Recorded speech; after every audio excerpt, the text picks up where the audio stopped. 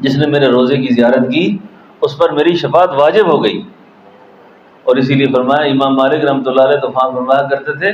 کہ کوئی شخص اگر مدینہ منورہ جائے اور روزے کی زیارت کرے، واپس آئے، تو یہ نہ کہا کرے کہ میں روزہ دیکھ کے آیا ہوں، بلکہ وہ یہ کہے کہ زرت النبی صلی اللہ علیہ وسلم، میں اللہ کے نبی کو دیکھ کر آیا ہوں، میں رسول اللہ کو دیکھ کر آیا ہوں،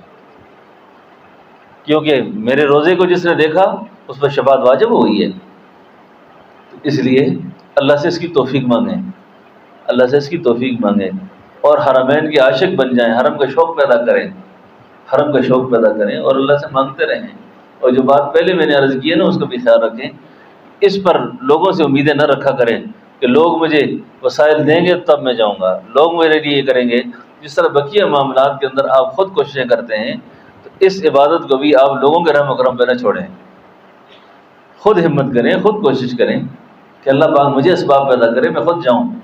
اور پھر اللہ تعالیٰ کسی کے دل میں ڈالتے ہیں، لوگ ہی کرتے ہیں، پھر اسباب کے ساتھ اللہ نے دنیا جوڑی ہوئی ہے، لیکن اپنی نیت اپنے ارادے میں اللہ کو پیش نظر رکھیں۔ سمجھ آ گئی آپ کو؟